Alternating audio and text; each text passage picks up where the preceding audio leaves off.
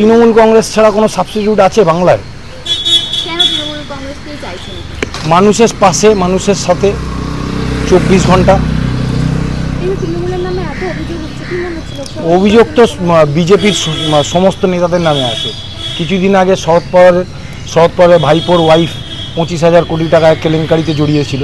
BJP ঝান্ডা ধরেছে, সঙ্গে সঙ্গে সে ওয়াশিং মেশিনে গিয়ে ফ্রেশ হয়ে গেছে।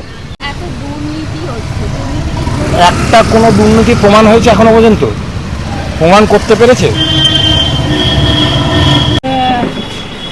তৃণমূল আসলেই ভালো হয়, কেননা অনেক জিনিসগুলো দেখছে তো, অনেক জিনিসগুলো উনি ক্লিয়ার করছেন তো।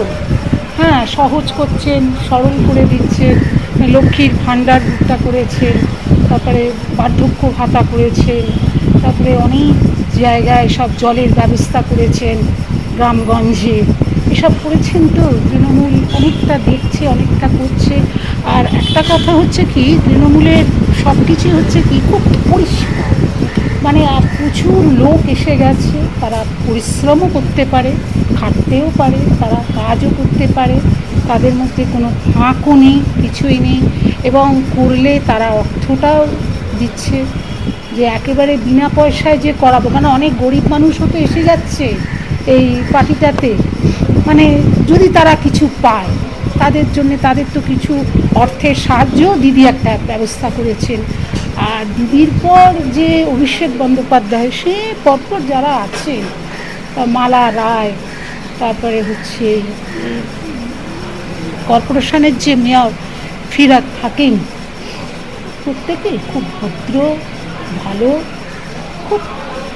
এটা মোটামুটিভাবে একটু যদি স্থায়ীভাবে এগিয়ে আসতে পারে, তাহলে মানুষের, পশ্চিমবঙ্গ কেন সারা ভারতবর্ষের উন্নতি হতে পারে।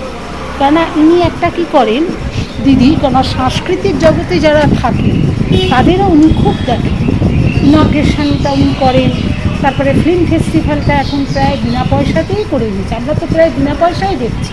আগে 1000 দিয়েছিলাম, তারপরে 500 দিয়েছিলাম, এখন আর আমাদের কিছুই লাগছে। আর এতগুলো বই, মনে করুন এক দিন এক একটা হলে 5টা করে বই, সকাল 9টা থেকে রাত্রি 9টা, এই পরপর বই ফিল্মে। যে একটা হলে ঢুকবে সে পরপর 5টা বই দেখবে, একটা বই দেখবে, আবার লাইন দেবে, আর একটা বই দেখে যাবে। এগুলো একটা পয়সাও লাগছে না, এগুলো বিনা পয়সায়।